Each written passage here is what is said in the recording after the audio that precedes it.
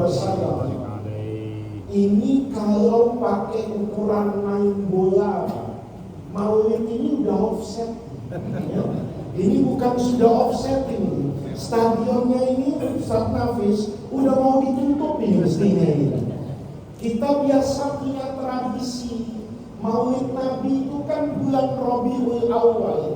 Molor sedikit bulan Rabiul Tsani. Sekarang minggu pertama di bulan Jumadil Awal ini sudah lewat. Ini kita masih maulid aja. Ini kalau kita lihat, ini adalah sesuatu yang luar biasa. Maulid Nabi itu di Jakarta, bukan cuma di Jakarta, mungkin di Jabodetabek ini.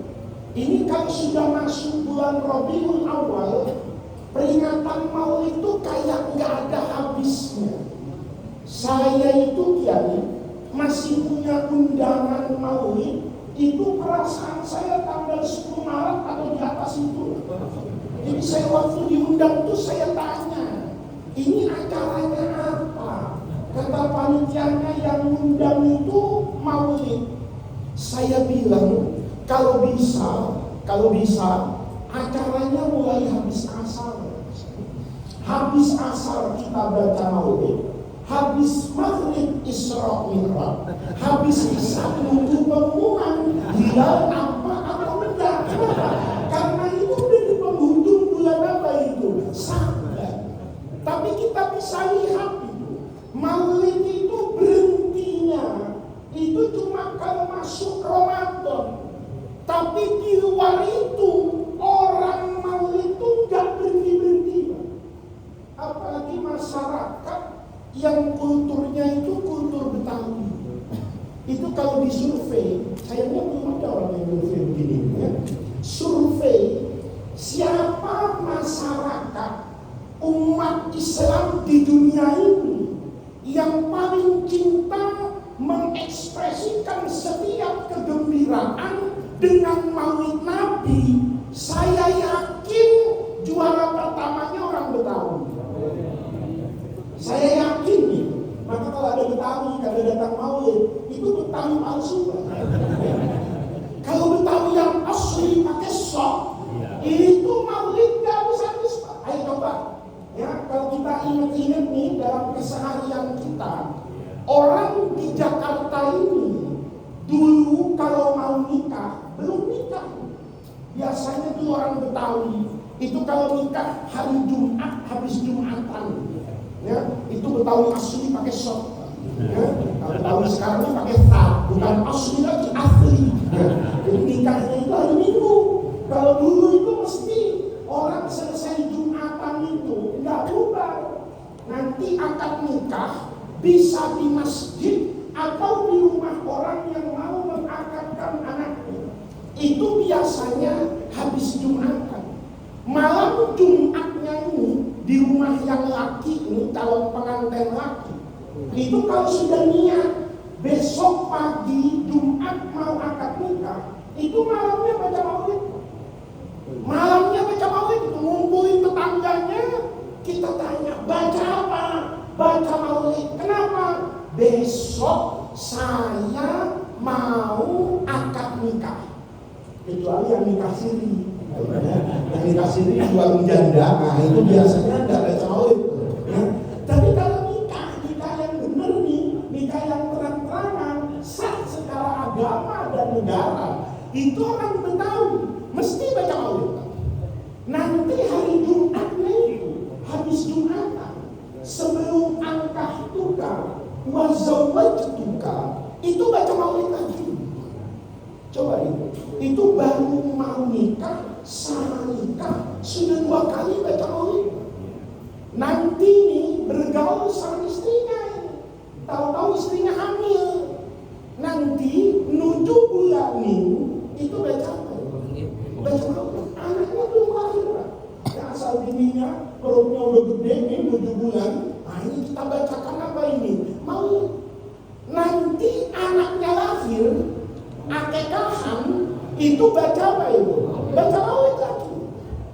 Nanti selesai urusan anak, uangnya lumayan ada, bangun rumah, itu meletakkan batu pertama di orang Betawi, itu rumahnya dibacain maulid Pak dari batu yang pertama. Nanti rumahnya belum jadi. Kata orang dulu itu naik kampak, ya. Jadi atasnya mau ditutup supaya orang kerja di bawah tidak panas. Itu begitu naik kap, rumah belum jadi, bacanya maulid. Bayangin Pak, dari sebelum akad, sebelum lahir, rumah ditutup, itu baca maulid. Maka kebiasaan dan tradisi yang seperti itu melahirkan generasi kayak begini. Ya, nanti generasi cucu kita itu bisa kelihatan, ya, lebih banyak mulutan atau konser dangdut itu kelihatan. Ya, kalau dulu kita itu mau nikah, akad nikah itu baca maulid. Semua orang di Jakarta itu diajarkan kecintaan kepada Rasulullah Sallallahu Alaihi Wasallam. Ngapain aja baca maulid. Saya di Jakarta ini ngelihat orang Betawi nggak baca maulid itu cuma 2 peristiwa. Yang pertama kalau bercerai, saya belum pernah dengar orang tolak puji yang Nabi Sallallahu Alaihi Wasallam. Ya. Ketika bercerai dia nggak baca maulid. Sama ketika meninggal. Kalau di Jawa ada tuh orang itu diangkat seperti kurung batangnya itu, kerandanya itu dari masjid sampai masuk ke makam. Itu ada orang dibacakan riba di Jawa Tengah. Itu hebat betul, langkah kakinya itu lepas Pak, aneh. Ya, begitu sampai kuburan, ribanya pas selesai langsung nyambung dengan apa itu? Talqin. Tapi itu kalau kita lihat menunjukkan betapa Rasulullah Sallallahu Alaihi Wasallam itu dicintai oleh umatnya. Ngapain aja seolah-olah umat Islam itu tidak ingin berpisah dan terputus dengan Rasulullah Sallallahu Alaihi Wasallam. Pertanyaannya, kenapa ya? Kok Nabi itu dicintai oleh umatnya kayak begitu? Nggak ada. Kalau kita mau baca sejarah kemanusiaannya manusia dari dulu sampai sekarang, apapun status sosialnya, apapun pangkat jabatannya, kayak apa akhlaknya, kayak hebat bagaimana ilmunya, itu nggak ada. Yang dicintai oleh umatnya, yang dikagumi oleh pengikutnya seperti kita, apalagi para sahabat mencintai dan mengagungkan Rasulullah Sallallahu Alaihi Wasallam.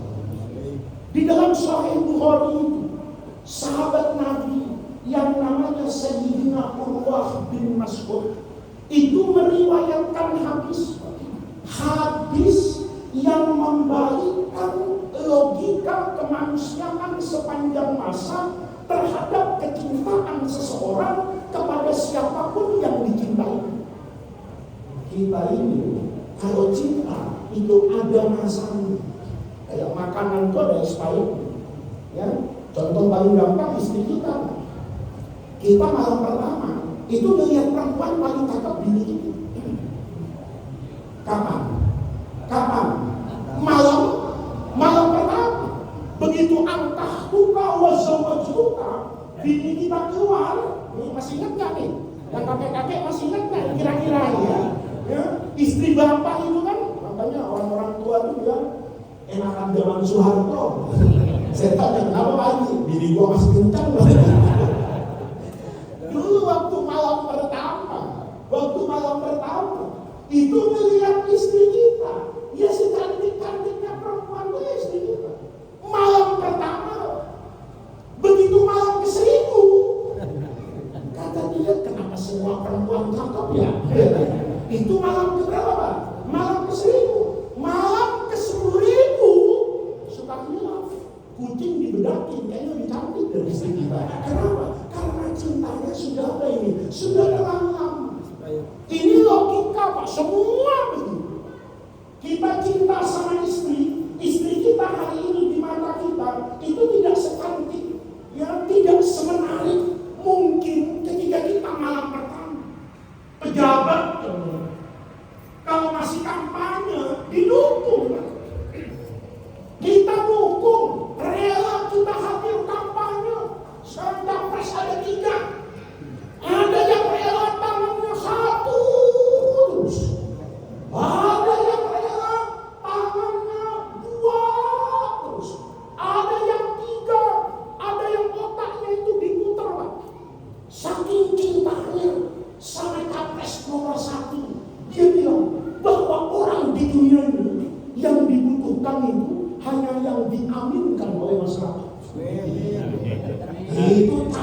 nomor 1.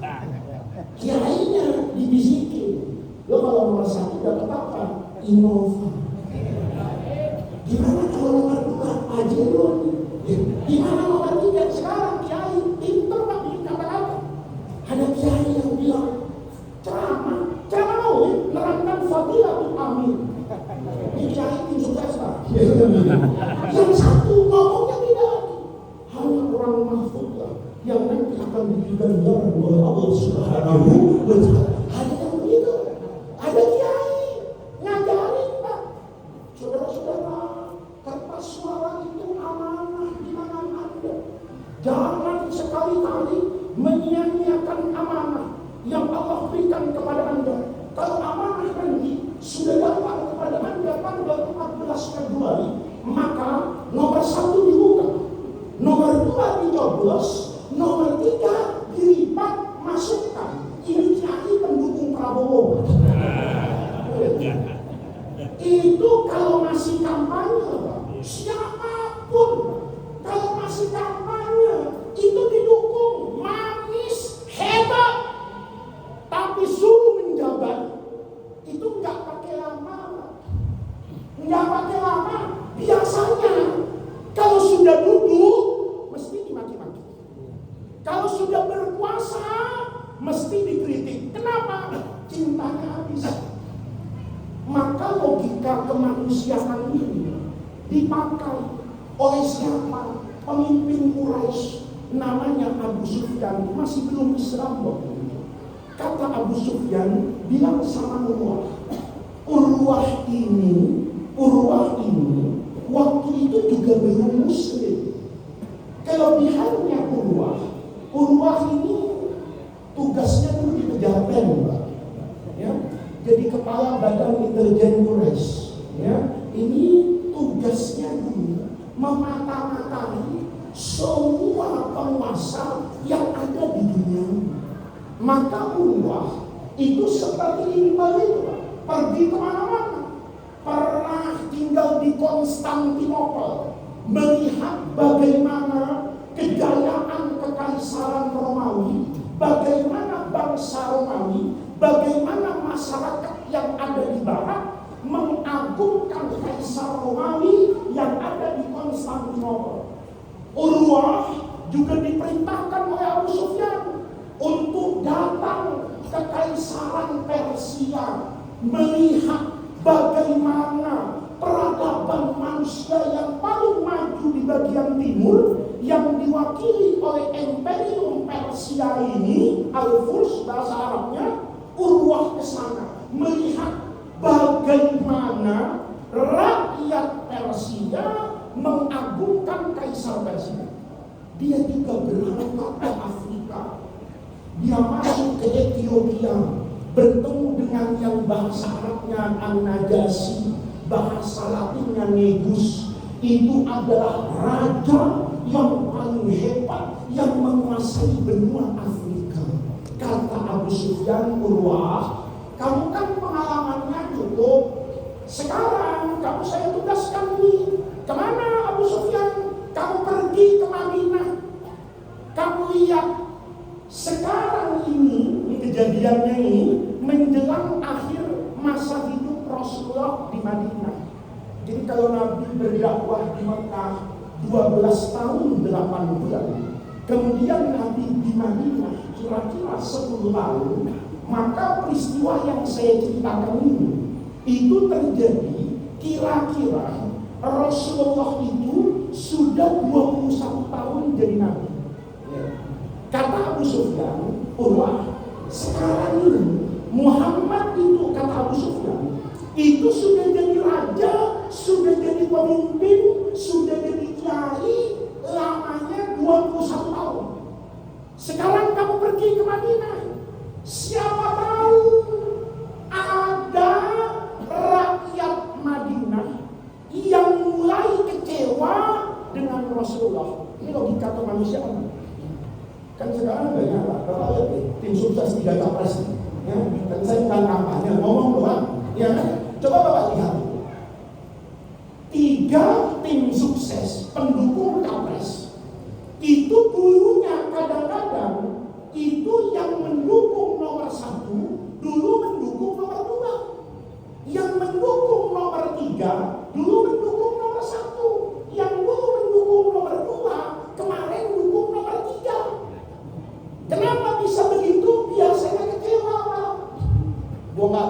sono, gue kabur di sini. Gue gak dihargai di lo, gue pindah ke sana. Saya dulu diberhentikan oleh kamu, saya gak terima, maka saya akan melawan kamu. Itu logika kemanusiaan kok. Itu realita yang ada kok, siapa yang mau bantah? Semua orang paham itu kan. Maka kata Abu Sufyan, pergi kamu ke sana. Setelah Muhammad jadi presiden 22 tahun, jadi kiai 22 tahun, kira-kira ada enggak yang oposisi? Ya Abu Sufyan itu mau melihat sahabat Nabi itu ada enggak yang kayak Pak Luhut? Ya. Pak Luhut itu kan dulu waktu Pak SBY berkuasa, itu Pak SBY itu radhiyallahu anhu ardahu. Apapun yang ditegakkan Pak SBY mesti apa itu? Benar. Belum lama Pak SBY tidak jadi presiden, anaknya Pak SBY itu nyalon gubernur di DKI. Yang membuli pertama kali siapa? Tuh, pindah sekarang bajunya merah. Saya tidak tahu Pilpres ini mau berganti baju warna apa lagi, tapi itu biasa. Bapak melihat saya ceramah hari ini di sini, mukanya itu masih dengerin. Kenapa? Kali ini gua lihat dia. Tapi kalau saya ceramah di sini 22 tahun, kira-kira Bapak masih datang enggak? Ya enggak datang lah, kata Bapak, dia lagi dari bosan, udah 22. Ya. Maka kata Abu Sufyan, saya mau tahu, setelah manusia, kata Abu Sufyan, yang namanya Muhammad bin Abdullah diidolakan oleh pengikutnya, seiring berjalannya waktu lebih dari 20 tahun, coba keluar, kamu selidiki kayak apa?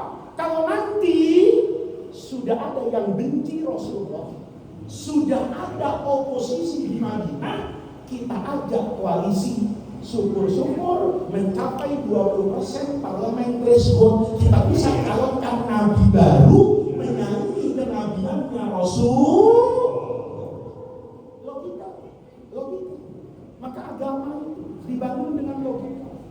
Rasulullah itu semua yang Allah berikan pada puncak kemujizatannya sebagai nabi itu bisa dicerna dengan mudah oleh akal manusia yang sehat dan cerdas.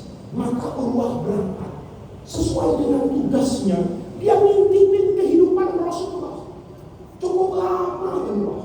Dalam banyak riwayat itu lebih dari 10 hari. Sayyidina Urwah itu memata-matai bagaimana pola interaksi antara Nabi dengan sahabat, antara guru dengan murid, antara pemimpin dengan rakyat. Selesai tugas 10 hari, sesuai dengan SPG-nya, surat perjalanan dinas nih, ya, ongkosnya dari Kabang Tengku Quraisy itu cuma 10 hari ya. Kalau 11 hari ini bayar sendiri, ya 10 hari pulang ke Mekah. Begitu sampai ke Mekah, Urwah itu ngomong, Pak, lapor sama Abu Sufyan, wahai kaumku bangsa Quraisy, wahai pemimpinku Abu Sufyan, lupakan Muhammad. Jangan pernah bercita-cita menyerang Muhammad di Madinah. Jangan pernah bercita-cita mencari pengikut Muhammad yang berkhianat kepada Rasulullah.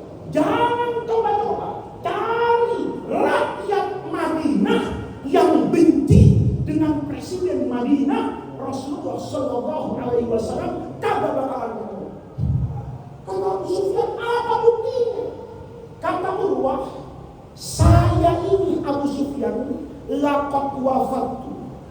Saya ini pernah datang, duduk menyaksikan dari dekat bagaimana bangsa Romawi menghormati Kaisar Romawi, bagaimana rakyat di Persia menghadiri acara sujud tunduk kepada Kaisar Persia. Saya datang ke Afrika menyaksikan bagaimana bangsa Afrika menghormati Raja Najasyi.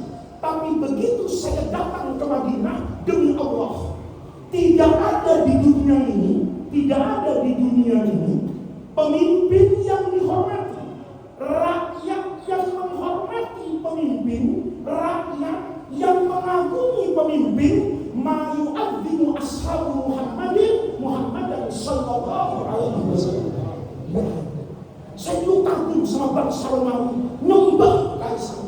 Saya pun kagum sama orang Persia, jalan nunduk depan rajanya. Begitu sampai di Madinah, itu semua nggak ada apa-apanya kalau dibandingkan apa yang dilakukan oleh sahabat-sahabat Rasulullah kepada junjungan mereka Rasulullah Shallallahu Alaihi Wasallam. Kata Abu Sufyan, memang kamu lihat apa?